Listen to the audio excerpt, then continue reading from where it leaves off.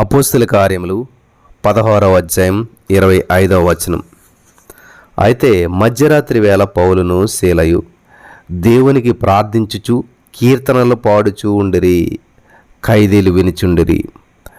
స్తోత్రం దేవా, సర్వోన్నత సర్వాధికారి. ఈరోజు యొక్క వాక్యం ధ్యానిస్తుండగా మాతో మాట్లాడి ప్రతి వారికి బలమును అనుగ్రహించి విత్తబడిచిన వాక్యం ద్వారా అనేక జీవితాలు వెలిగించబడి విడుదల పొందుకున్నట్టు కృప చూపించమని నజరేయుడైన యేసుక్రీస్తు నామములో ప్రార్థించి నమ్మి పొందుకుని ఉన్నాం తండ్రి, ఆమేన్.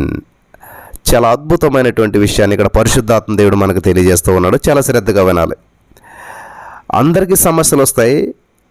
రాత్రులు కూడా నిద్రపోకుండా ఆలోచన చేస్తూ ఉంటుంటారు.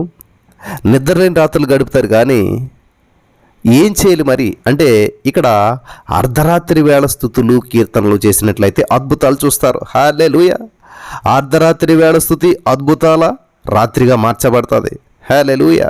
కాబట్టి నీ జీవితంలో నిద్రలేని రాత్రులు మరి నిందలేనటువంటి రాత్రులుగా మార్చబడాలంటే, నిద్రలేనటువంటి రాత్రులు నీ జీవితానికి ఆశీర్వాదకరంగా మార్చబడాలంటే బాధపడితే కాదు, ఆ యొక్క సమస్యను బట్టి చింతిస్తే కాదు, మీ చింత సంతోషంగా మార్చబడాలంటే, మీ స్థితిని మార్చాలంటే స్తుతి చేయాలన్నమాట. హల్లెలూయా. కాబట్టి ఇక్కడ పౌరుషులు అర్ధరాత్రి వేళ ఏం చేస్తూ ఉన్నారంటే స్తుతిస్తూ ఉన్నారు, కీర్తనలు పాడుతూ ఉన్నారు.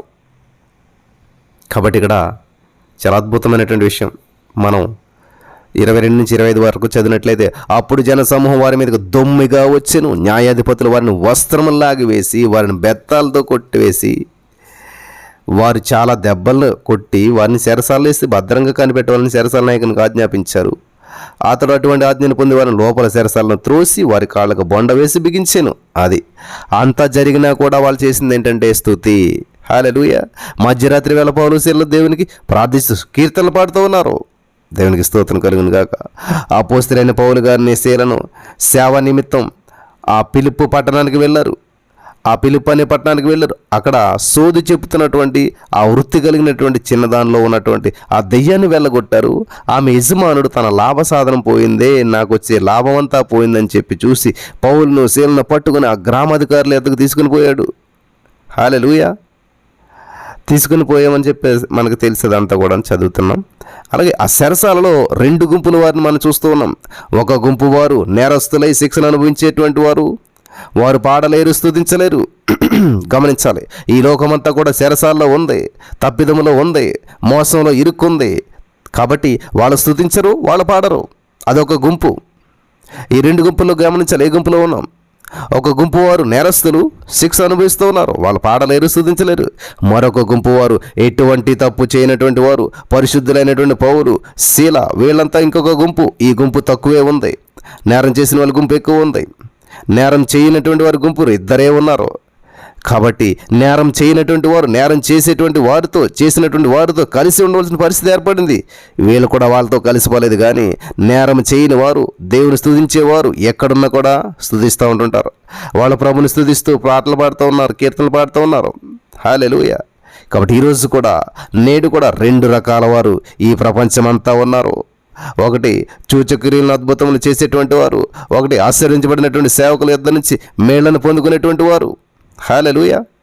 చెరసాలలో శ్రమలు అనుభవించినటువంటి పౌలు, శీల, ప్రభువా ఎందుకు ఈ శ్రమలు, మాకెందుకు ఈ తప్పిదాలు, మా తప్పిదం ఏమీ లేదే, నీ నామం కొరకే కదా మేము సేవ చేశాం, మాకెందుకు ఈ పరిస్థితి అని చెప్పి సనుక్కోలేదు, ధైర్యాన్ని విడిచిపెట్టేయలేదు.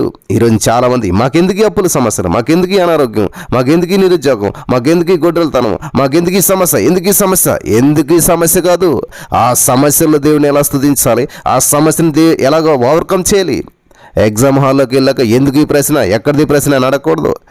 చాతనైనంత మట్టుకు దాని సమాధానం రాయటకు ప్రయత్నించాలి. ఆల్రెడీ ఎగ్జామ్ హాల్లో నీకు ప్రశ్న పత్రం ఇస్తే నువ్వు మళ్ళీ ప్రశ్నలు వేస్తే ప్రశ్నకు ప్రశ్న సమాధానం కాదు, 0 మార్క్స్ పడతాయి.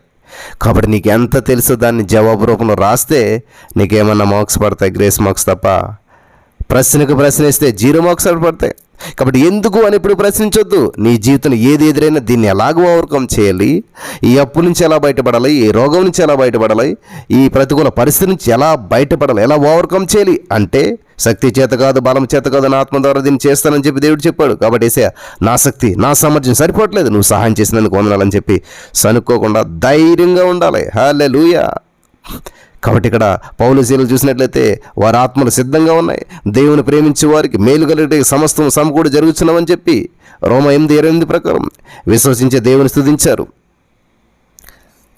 మా కొరకు శిలువలో ప్రాణం పెట్టినటువంటి మా ప్రియ రక్షణ కొరకు, ఆ రక్షకుడైన యేసుక్రీస్తు ప్రభువారి కొరకు మరి మేము శ్రమలైనా అనుభవిస్తాం, అలా అనుభవించడం గొప్ప ధన్యత మాకు అని చెప్పి ఆనందించారు. నా ప్రియమైనటువంటి సహోదరి స్నేహితులారా, మీరు సమస్యలను ఎదుర్కొంటూ ఉండగా ప్రభుని స్తుతించడం నేర్చుకోవాలి, సమస్యల్లో స్తుతించడం నేర్చుకోవాలి. సమస్యలు అందరూ సనుగుతారు, సమస్యలు అందరూ ఏడుస్తారు, సమస్యలు అందరూ బాధపడతారు. ఇట్ ఇస్ కామన్ పీపుల్ గారు మీరు. You are separated, you are special అనమాట, యు ఆర్ సంథింగ్ అనమాట. కాబట్టి ఈ లోకానికి మనం వేరే జీవించాలి. ఈ లోకంలో శ్రమలు వస్తే బాధపడతారు, ఇబ్బందులు వస్తే బాధపడతారు, ప్రతికూల పరిస్థితులు ఎదురైతే కృంగిపోతారు. అది లోకం. కానీ దేవుని బిడ్డలు ఏం చేస్తారంటే సమస్య వచ్చినప్పుడు గొప్ప ధన్యతగా ఎంచుకుంటారు, ఆ సమస్యను జయిస్తారు. చదువుకున్న వాడికి ఎగ్జామ్ ప్రమోషన్, చదువు లేనటువంటి ఎగ్జామ్ ఫెయిల్ అయిపోతాడు. కాబట్టి అడిగి ఒక డిమోషన్ లాగా ఉంటుంది అనమాట.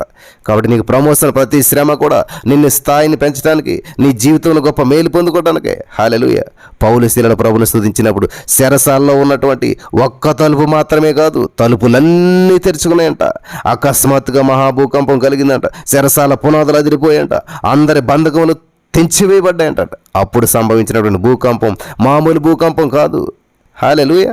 కాబట్టి ప్రాణ నష్టం జరగలేదు, ఖైదీలు తప్పించుకుని వెళ్ళలేదు. ఆ భూకంపం వెనుక దేవుని హస్తం ఉన్నది. కాబట్టి చెరసాల నాయకుడు రక్షించబడ్డాడు, సమస్తం మేలుకరంగా జరిగింది. కాబట్టి మీ సమస్యలు భరించలేక, ప్రార్థించలేక, ఎటు తోచనటువంటి దిక్కు తోచనటువంటి స్థితిలో కలవరం చెందుతూ ఉన్నారా? అయితే ప్రభుని స్తుతించి చూడండి, ప్రభుని స్తుతించి చూడండి. ఈరోజే అప్పు కట్టాలా, ఈరోజే వెల చెల్లించాలా, ఈరోజే లాస్ట్ డేటా, ఈరోజే ఇంకా సమయం అయిపోయింది అనుకుంటున్నారా? అయితే కలవరం చెందొద్దు, ప్రభుని స్తుతించి చూడండి, ప్రభుని స్తుతించి చూడండి. హల్లెలూయా. అద్భుతాల వెంబడి అద్భుతాలు జరుగుతాయి.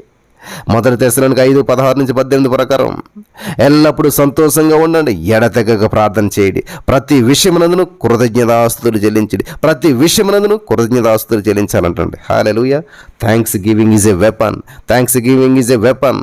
వాళ్ళు బాడీ చీల్చివేయబడింది, బట్టలు ఇప్పేశారు, మరి చిత్త కొట్టేశారు. ఒక వంటలో చెప్పాలంటే చీల్చేశారు, వీపంతా రక్తం కారుతూ ఉంది. కనీసం ఆ రక్తం తుడుచుకోవటం కానీ చేతులు ఖాళీ లేవు, చేతులకి కాళ్ళకి బండలు.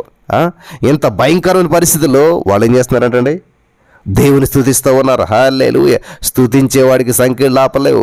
వాళ్ళ కాళ్ళకి చేతులకు బండలేశారు కాబట్టి నోరు ఖాళీగానే ఉన్నది కదా. కాబట్టి ఈ రోజున నీ జీవితంలో సమస్యలు వచ్చి ఉండొచ్చు, నీ నోరు ఖాళీగానే ఉంది కదా. స్తుతించండి, స్తుతించండి. స్తుతి నిన్ను బయటపడేస్తుంది, స్తుతి నిన్ను బయటకు తీసుకొచ్చేస్తుంది, స్తుతి నిన్ను విడిపిస్తుంది. హల్లెలూయా. కాబట్టి ఇక్కడ ఉన్న ప్రతి వారికి దేవాది దేవుడు అటువంటి స్తుతించి బయటపడే మార్గాన్ని ఇచ్చాడు. దాన్ని వినియోగించుకొని ప్రభునామాన్ని మహింపరచుదురుగాక. ఆమేన్.